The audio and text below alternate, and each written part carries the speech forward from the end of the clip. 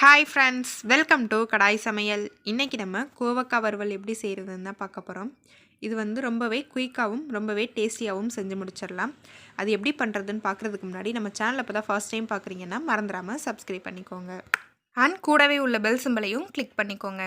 இன்றைக்கி கோவக்காய் வறுவல் பண்ணுறதுக்காக 250 கிராம் கோவக்காவை நல்லா கழுவிட்டு இந்த மாதிரி நீளமாக கட் பண்ணி எடுத்துக்கோங்க. அடுத்ததான் கோவக்காய் வறுவல் பண்ணுறதுக்கு ஒரு மசாலா ஒன்று ரெடி பண்ணிக்கலாம். அதுக்கு ஒரு பேன் சூடு பண்ணிவிட்டு 1.5 டேபிள் ஸ்பூன் கடலைப்பருப்பு சேர்த்துக்கோங்க. கூடவே 3 காஞ்ச மிளகாய், உங்களுக்கு காரத்துக்கு தகுந்த மாதிரி மிளகாய் கூடவோ குறையவோ சேர்த்துக்கலாம்.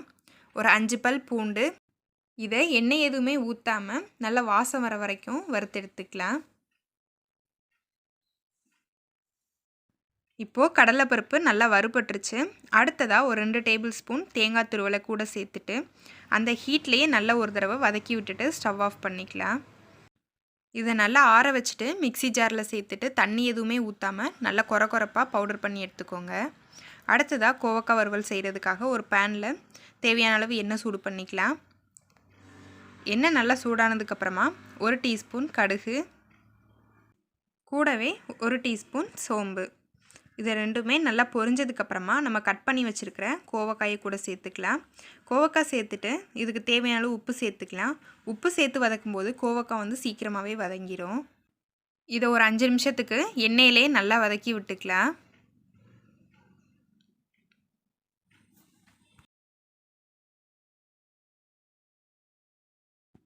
இப்போது கோவக்காய் ஓரளவுக்கு வதங்கி நல்ல கலர் மாறி வந்துருச்சு. இது கூட நம்ம ஒரு 1/2 டம்ளர் தண்ணி ஊற்றிட்டு நல்லா ஒரு தடவை கலந்து விட்டுட்டு மூடி போட்டு ஒரு 7லேருந்து 8 நிமிஷம் வரைக்கும் வேக விட்டுக்கலாம். இது வேகிற டைமில் அப்பப்போ மூடி ஓப்பன் பண்ணி கிளறி விட்டுட்டே இருங்க. அப்படின்னா தான் எல்லா பக்கமும் ஒரே மாதிரி வேகும். கொஞ்ச நேரத்துக்கு அப்புறமா கோவக்காய் நல்லா வெந்துருச்சு. இதை ஒரு தடவை நல்லா கலந்து விட்டுக்கலாம். கலந்து விட்டுட்டு இதுக்கு தேவையான மசாலா பவுடர் எல்லாமே சேர்த்துக்கலாம். 1/4 டீஸ்பூன் மஞ்சள் தூள், 1/2 டீஸ்பூன் மல்லித்தூள், கூடவே நம்ம பவுடர் பண்ணி வச்சுருந்த அந்த மசாலாவையும் சேர்த்துக்கலாம். இந்தளவுக்கு நல்லா கொரப்பாக இருக்கிற மாதிரி அடித்து எடுத்துக்கோங்க. அப்படின்னா தான் டேஸ்ட் நல்லாயிருக்கும். இது எல்லாத்தையுமே நல்லா ஒரு தடவை கலந்து விட்டுக்கலாம். இந்த ஸ்டேஜில் எண்ணெய் கம்மியாக இருக்க மாதிரி தெரிஞ்சதுன்னா கொஞ்சமாக எண்ணெய் ஊற்றிக்கோங்க. எண்ணெய் ஊற்றிட்டு எல்லா பக்கமுமே நல்லா மிக்ஸ் ஆகிற மாதிரி நல்லா கலந்து விட்டுக்கோங்க. இதை நல்லா கலந்து விட்டதுக்கப்புறமா ஒரு மூடி போட்டு கொஞ்ச நேரத்துக்கு நல்லா வேக விடலாம். அப்பப்போ ஒரு 2 நிமிஷத்துக்கு ஒரு தடவை கிளறி விட்டுட்டே இருங்க, இல்லைன்னா அடிப்பிடிக்கும். இது நல்லா வெந்து நல்லா சுருண்டு வரணும், அது வரைக்கும் வதக்கி எடுத்துக்கலாம். இப்போது கோவக்காய் நல்லா வெந்து கலர் மாறி வந்துருச்சு. ரொம்பவே டேஸ்டியான கோவக்காய் வறுவல் தயாராகிடுச்சு. இது சாம்பார், ரசம், தயிர் சாதம் எல்லாத்துக்கூடவுமே ரொம்ப சூப்பராக இருக்கும்.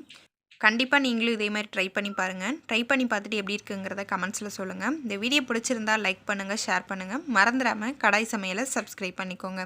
அப்படின்னா தான் ஒவ்வொரு தடவை வீடியோஸ் அப்லோட் பண்ணும்போதும் உங்களுக்கு நோட்டிஃபிகேஷனாக வரும். நீங்களும் வீடியோ மிஸ் பண்ணாமல் தொடர்ந்து பார்த்துட்டே இருக்கலாம். தேங்க்யூ ஃபார் வாட்சிங்.